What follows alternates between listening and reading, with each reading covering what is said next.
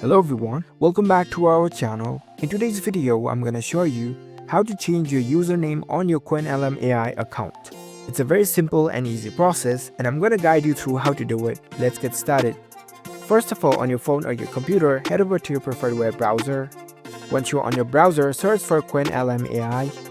On the search results, find the link with chat.qwenlm.ai and navigate to this website.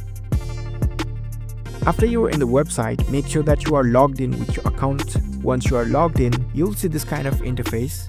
Now at the bottom left corner, you can see your username over here. In order to change this username, you can simply click on it. Now select the settings options over here. The settings menu will appear, and in the left hand side you can see different tabs.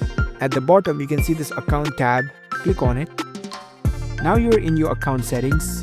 You can see your name section over here. If you click on it, you can edit your name. You can set your name as you like. Once you are done setting up your name, at the bottom you can see the save button. You need to save these changes, so click on it. And there you go. Your name has been successfully changed. And your new username is showing up over here. So that's it. That's how you can easily change your username on your Qwenlm AI account. If you found this video helpful, don't forget to give this video a thumbs up and subscribe to our channel for more tech tips. Thank you for watching.